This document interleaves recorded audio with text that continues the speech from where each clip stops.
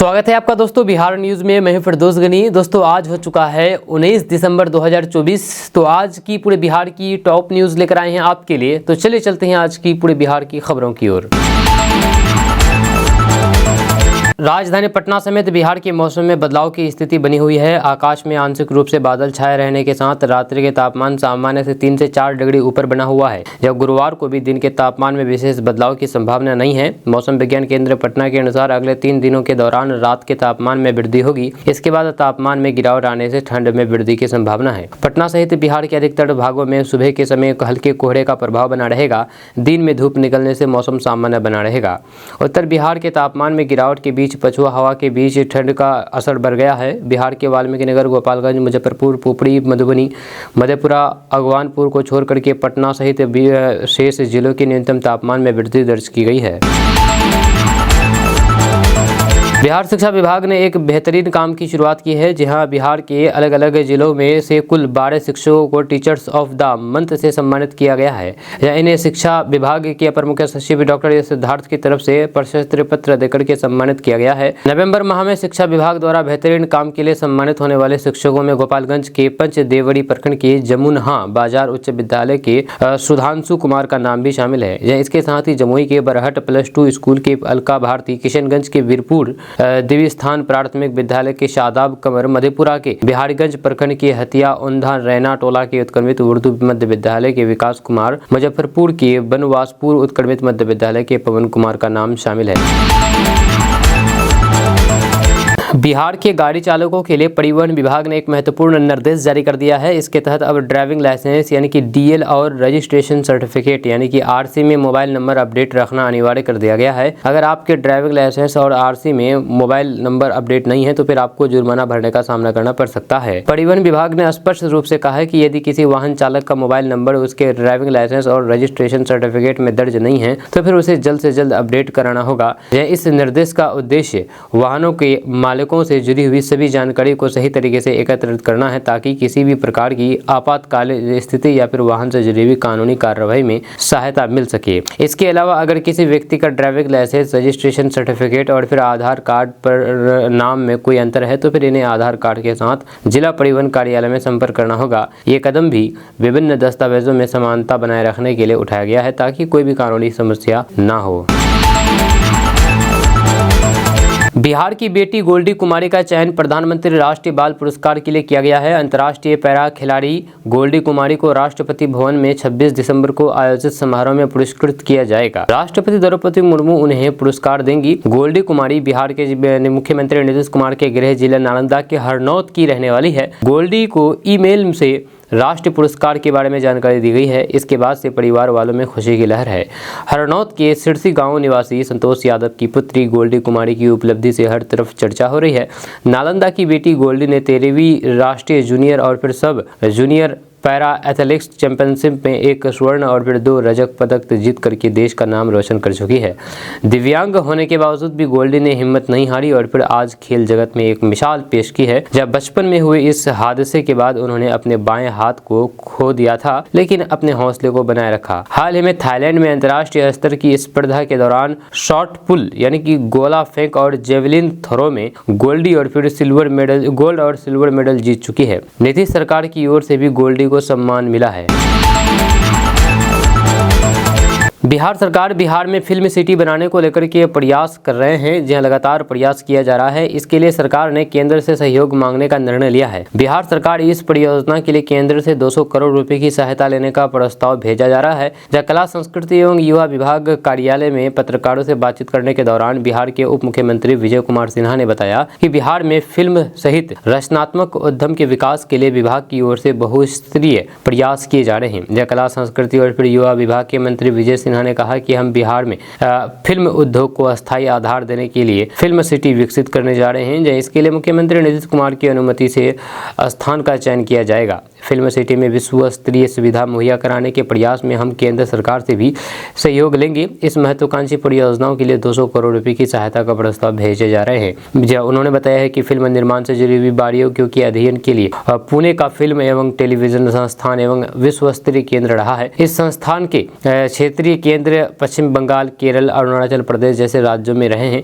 बिहार जैसे युवा राज्य में आज इसकी व्यापक उपयोगिता है। हम लोगों ने राज्य में FDI के क्षेत्र में बेहतर प्रदर्शन की पहल की है।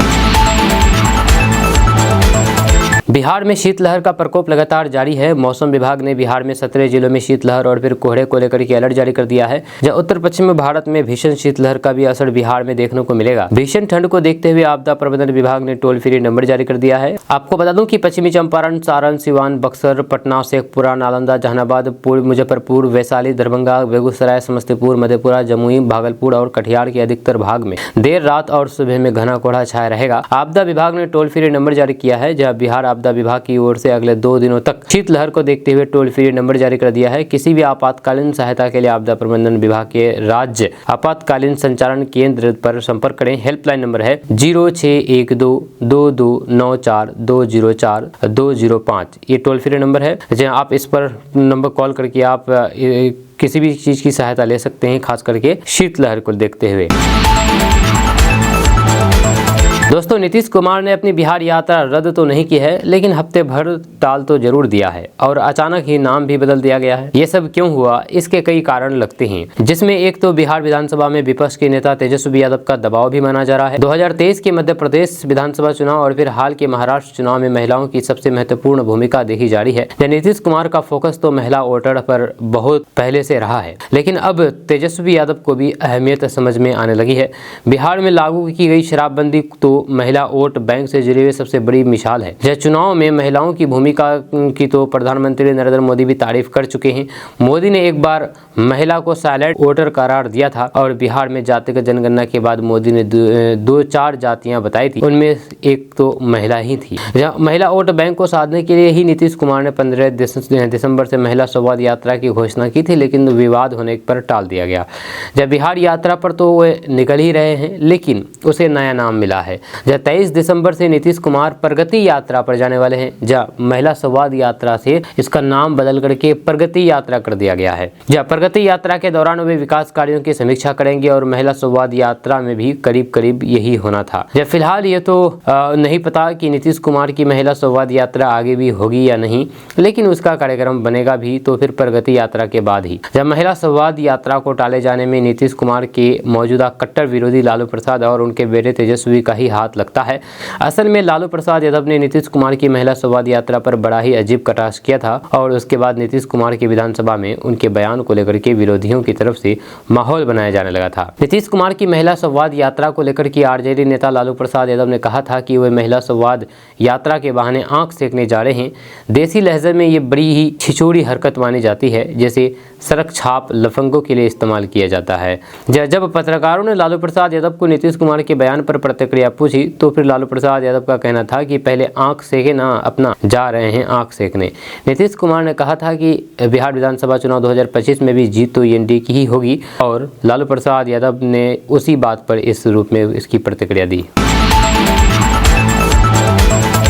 दोस्तों, बिहार के कटिहार जिले से एक बेहद ही हैरान कर देने वाला मामला सामने आया है। यहाँ पर एक विशेष धर्म के लोगों के द्वारा एक प्रार्थना सभा का आयोजन किया जाता है, जिसमें बिना दवा के ही बीमारी के इलाज का दावा किया जा रहा है। यहाँ हर दिन भारी संख्या में लोग राज्य के कई जिलों के साथ साथ बंगाल, नेपाल और झारखंड से भी पहुँच रहे हैं। जानकारी के मुताबिक कटिहार के मनिहारी प्रखंड की मुजरबटाल पोस्ट ऑफिस के निकट अम्बाबी गाँव में धाम को चलाया जा रहा है। जहाँ धाम के संचालक का दावा है कि वह बिना किसी दवा के ही बीमारी का इलाज करते हैं। इस धाम में करीब 1 घंटे से अधिक समय तक प्रार्थना की जाती है और इस प्रार्थना में प्रभु यीशु मसीह को याद किया जाता है, यीशु मसीह को याद किया जाता है। धाम में बड़ी संख्या में आए पुरुष महिला हाथ ऊपर रख खड़ा करके हो जाते हैं और झूमने लगते हैं।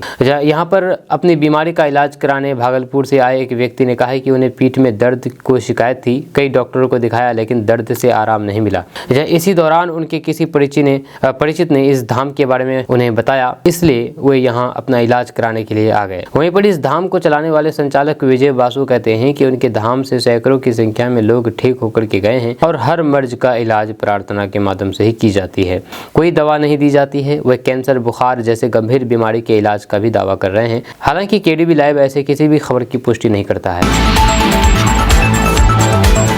बिहार के सीवान जिले से एक अनोखा मामला सामने आया है, जहां पर एक प्रेमिका अपने प्रेमी के घर पहुंच करके हाई वोल्टेज ड्रामा करने लगी। ये घटना मैरवा थाना क्षेत्र के हरनाथपुर गांव की है। बताया जा रहा है कि प्रेमिका काजल कुमारी ने प्रेमी विशाल यादव पर दहेज मांगने और शादी के बाद साथ रखने से इनकार करने का आरोप लगाया है। काजल कुमारी मुठनी के जमुआऊ गाँव की रहने वाली है और फिर विशाल यादव मैरवा के हरनाथपुर गाँव के निवासी है। काजल के मुताबिक दोनों 4 साल से एक दूसरे से के संपर्क में थे और इसी दौरान उनका रिश्ता गहरा हो गया। उन्होंने कुछ महीने पहले मंदिर में शादी की थी। काजल ने बताया है कि हरियाणा में जॉब करते हुए वे विशाल का खर्च उठाती थी। बाद में विशाल ने उन्हें जॉब छोड़ने के लिए मजबूर कर दिया और गोरखपुर में एक किराए के मकान में साथ रहने लगे। जब कुछ दिनों पहले विशाल ने बातचीत बंद कर दी और फिर घर लौट आए। काजल गोरखपुर के सिवान स्थित विशाल के घर पहुंची, लेकिन विशाल और उनके परिवार ने उन्हें घर में घुसने नहीं दिया। जब परिवार ने दरवाजा बंद करके रख लिया। दहेज की मांग और फिर जाति का भेदभाव। काजल का आरोप है कि विशाल के परिवार ने 10 लाख रुपए दहेज की मांग की। उन्होंने कहा है कि जब शादी और फिर शारीरिक संबंध बनाते वक्त जाति नहीं देखी तो फिर अब क्यों जाति का बहाना बना रहे हैं। प्रेमिका ने पुलिस से शिकायत की है। मौके पर पहुंची डायल 112 की टीम मामले की जांच कर रही है। वहीं पर काजल ने साफ कर दिया है कि वे जान दे देगी लेकिन घर नहीं छोड़ेगी। कार्यकर्ता दर्शन सह संवाद कार्यक्रम में अररिया पहुंचे नेता प्रतिपक्ष तेजस्वी यादव ने बुधवार को कहा कि उनकी सरकार बनी तो फिर 1 महीने के अंदर माई बहन मान योजना शुरू होगी, जब महिलाओं के खाते में हर माह 2500 रुपये भेजे जाएंगे। तेजस्वी यादव जिला अतिथि गृह में संवाददाताओं से बातचीत कर रहे थे। उन्होंने कहा कि हम लोग संगठन को मजबूत करके न सिर्फ फिरका परस्त ताकतों का जवाब देंगे बल्कि उन्हें सत्ता से भी बेदखल करेंगे। लोग परेशान हैं, कोई नौकरी नहीं है। गठबंधन के 17 महीने की सरकार में हमने 5 लाख नौकरियां दी है, 3 लाख नौकरियां पाइपलाइन में है। तेजस्वी यादव ने आगे कहा है कि पहले जब हम नौकरी की बात कर रहे थे तो फिर मुख्यमंत्री नीतीश कुमार कहते थे कि पैसा कहां से लाएंगे।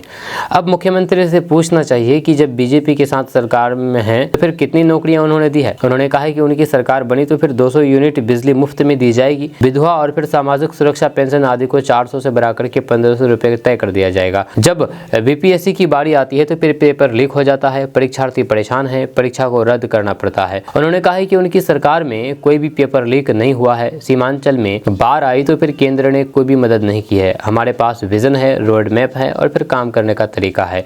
दोबारा राजद की सरकार बनी तो फिर सीमांचल के विकास के लिए डेवलपमेंट अथॉरिटी का गठन होगा। उन्होंने राज्यसभा में केंद्रीय गृह मंत्री अमित शाह द्वारा डॉक्टर भीमराव अम्बेडकर पर दिए गए बयान की भी निंदा की है। उन्होंने कहा है कि आरएसएस के एजेंडे पर चल रही है जहाँ उनका कोई भी विजन नहीं है। ये लोग पहले गांधी जी, कर्पूरी जी और फिर अब नेहरू और अम्बेडकर जी को गाली दे रहे हैं। तेजस्वी यादव ने कहा है कि भाजपा के पास कोई महापुरुष नहीं है। आज़ादी की लड़ाई में भी उनका कोई भी योगदान नहीं था। भाजपा का एक ही काम है नफरत फैलाना और फिर भाई को भाई से लड़ाना।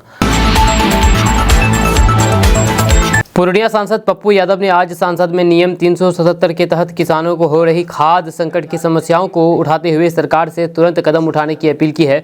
उन्होंने गेहूं और फिर दलहन की बुआई के लिए आवश्यक डीएपी और यूरिया की कमी और इसके चलते हो रही कालाबाजारी पर गहरी चिंता जताई है। सांसद पप्पू यादव ने कहा है कि सरकारी खाद बीज केंद्रों पर किसानों को अनुदानित दरों पर डीएपी और फिर यूरिया पर्याप्त मात्रा में उपलब्ध नहीं हो रही है। उन्होंने कहा है कि किसानों को खुले बाजार से ऊंचे दामों पर खाद खरीदने के लिए मजबूर होना पड़ रहा है। यह सरकारी दर पर डीएपी खाद 1350 रुपये बोरी है, लेकिन बाजार में ये 1800 से 2000 रुपये प्रति बोरी तक बेची जा रही है। नैनो यूरिया जिसका दाम सरकारी दर पर 266 रुपये है, जब वह खुले बाजार में 350 से 400 रुपये तक बिक रही है। यूरिया की कीमत स्थिर है, लेकिन इसका वजन 50 किलोग्राम से घटा करके 45 किलोग्राम कर दिया गया है। यह सांसद पप्पू यादव ने आरोप लगाया है कि सरकारी दुकानों पर खाद की किल्लत का फायदा उठा करके कालाबाजारी की जा रही है। दुकानदार किसानों को डीएपी देने के साथ साथ जिंक और नैनो यूरिया खरीदने के लिए मजबूर कर रहे हैं। वहीं पर कुछ जगहों पर मिक्सर खाद को डीएपी बता करके अधिक दामों पर बेचा जा रहा है। सांसद पप्पू यादव ने कहा है कि खाद की कमी और फिर कालाबाजारी के चलते किसानों की गेहूं और फिर दलहन की बुआई समय पर नहीं हो पा रही है। इससे फसल उत्पादन प्रभावित होने का खतरा है, जिससे आने वाले समय में खाद्य सुरक्षा पर भी असर पड़ सकता है। इसलिए हम सरकार से खाद की आपूर्ति सुनिश्चित करने का आग्रह करते हैं। बिहार में बिजली की लुका छुपी बंद होगी। जब कंपनी ने आपूर्ति व्यवस्था को और बेहतर करने के लिए काम करना शुरू कर दिया है। निर्बाध बिजली के लिए कंपनी ने हर साल औसतन 900 करोड़ रुपए खर्च करने का निर्णय लिया है। जब इस पैसे से तार, पोल और ट्रांसफार्मर के साथ ही अन्य सामग्री की खरीदारी की जाएगी, नए उपकरण लगाए जाएंगे और फिर पुरानों को बदला जाएगा। जरूरत के अनुसार गली मोहल्ले में वितरण ट्रांसफार्मर लगाए जाएंगे। जब कंपनी ने 25 kVA, 63 kVA, 100 kVA, 200 kVA और फिर 315 kVA का ट्रांसफार्मर खरीद करने का निर्णय लिया है। जब पिछले 5 वर्षों में कंपनी ने ट्रांसफार्मर खरीद में मात्र 223 करोड़ रुपए खर्च किए हैं। अब अगले 10 वर्षों में 1000 करोड़ रुपए खर्च करने का निर्णय लिया है। जब लो टेंशन केवल 11 kV और फिर 33 kV के टेबल और तार बदलने में 10 वर्षों में 600 करोड़ रुपए खर्च होंगे। 5 और फिर 10 MVA के ट्रांसफार्मर की खरीद पर 300 करोड़ रुपए अतिरिक्त खर्च होंगे। जहां सिंगल और फिर 3 फेज LT 11 kV और फिर 33 kV में मीटर लगाने पर 10 वर्षों में 6500 करोड़ रुपए खर्च करने का निर्णय लिया गया है। दोस्तों, बिहार के 1.5 करोड़ स्कूली बच्चों के खाते में साइकिल, पोशाक और फिर छात्रवृत्ति आदि योजनाओं की राशि का भुगतान जल्द ही किया जाएगा। जल शिक्षा विभाग इसे लेकर के जोर शोर से तैयारियां कर रहा है। उम्मीद है कि दिसंबर के अंतिम अथवा जनवरी के प्रथम सप्ताह में राशि का भुगतान किया जाएगा। वित्तीय वर्ष 2024-25 के तहत इस राशि का भुगतान किया जा रहा है। इसके लिए करीब 4000 करोड़ का प्रबंध विभाग की ओर से किया गया है। यह अप्रैल से सितंबर तक बच्चों के इस स्कूलों में 75% तक की उपस्थिति के आधार पर लाभुकों की सूची तैयार की गई है। पहली से 12वीं कक्षा के करीब 1.5 करोड़ बच्चे इसमें शामिल है, जिनकी सूची विभाग के शिक्षा कोष पर दर्ज हुई है। जहां स्कूल के प्रधानाध्यापकों के सहयोग से बच्चों की सूची पोर्टल पर अपलोड की गई है। हालांकि पोर्टल पर बच्चों के नाम की एंट्री का कार्य अभी भी चल रहा है। दोस्तों, बिहार में अगले साल विधानसभा चुनाव होने वाले हैं। इससे पहले राजनीतिक दलों ने अपनी तैयारियां तेज कर दी हैं। इसी बीच एक बड़ा सवाल उठ रहा है कि सीएम की रेस में कौन कौन शामिल है। आपको बता दूं कि बिहार में सभी राजनीतिक दलों की ओर से सीएम पद पर नामों की चर्चा चल रही है। जहां सीएम की रेस में ये नाम सामने आ रहे हैं। जहां जेडीयू के नीतीश कुमार और आरजेडी के तेजस्वी खुद को सीएम का दावेदार बता रहे हैं। जहां एनडीए ने भी नीतीश कुमार को सीएम उम्मीदवार घोषित कर दिया है। वहीं पर द पीपल्स पार्टी के प्रमुख पुष्पम प्रिया चौधरी भी खुद को सीएम फेस के लिए दावेदार मान रही है। तो फिर वहीं पर प्रशांत किशोर भी सीएम की रेस में शामिल है। निर्दलीय सांसद पप्पू यादव की भी नजर सीएम की कुर्सी पर है। पशुपति पारस और फिर जीतन राम मांझी का भी सपना सीएम बनना है। दोस्तों, बिहार के मुख्यमंत्री नीतीश कुमार 24 दिसंबर को अपनी प्रगति यात्रा के तहत चंपारण की धरती पर पहुंचेंगे। उनका दौरा सुगौली प्रखंड के सुगांव पंचायत में होगा, जहां वे जल जीवन हरियाली, नल जल योजना, पंचायत सरकार भवन, तालाबों और फिर कुओं के जीर्णोद्धार जैसे कई महत्वपूर्ण योजनाओं का उद्घाटन करेंगे। इसके साथ ही मुख्यमंत्री जी विभिन्न सरकारी योजनाओं की प्रगति की समीक्षा करेंगे और फिर विकास कार्यों के बारे में आम जनता से संवाद करेंगे। मुख्यमंत्री नीतीश कुमार के इस दौरे को लेकर के जिला प्रशासन पूरी तरीके से तैयारियों में जुटा हुआ है। जब प्रशासन की तरफ से सुनिश्चित किया जा रहा है कि सीएम का दौरा सकुशल और प्रभावी रहे। इस अवसर पर मुख्यमंत्री जीविका दीदियों के स्टॉल पर भी जाएंगे और उनसे बातचीत करेंगे। साथ ही वे जिले के विकास कार्यों की समीक्षा बैठक में शामिल होंगे, जिससे विशेष रूप से फ्लाईओवर के उद्घाटन पर भी चर्चा होगी।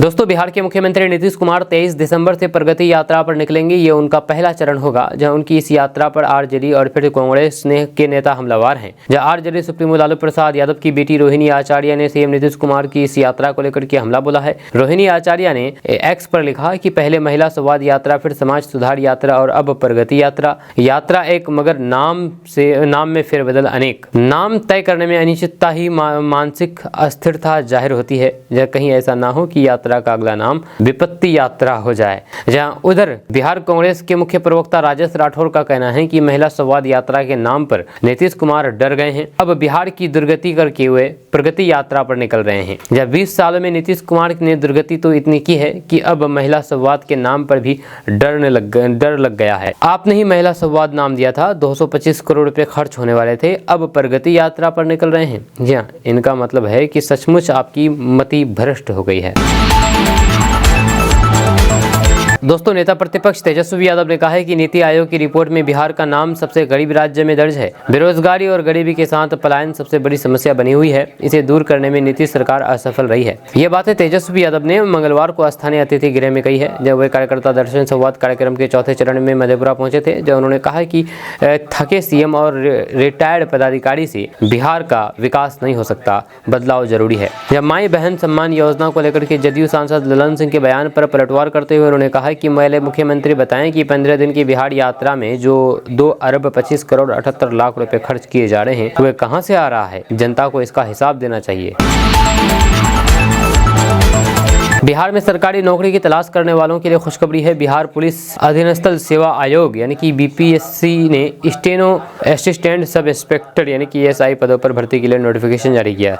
इसके तहत 305 खाली पड़े पदों पर लोगों की भर्ती की जानी है। आपको बता दूं कि कैंडिडेट आधिकारिक वेबसाइट bpssc.bihar.gov.in पर जाकर के इसके लिए आवेदन कर सकेंगे।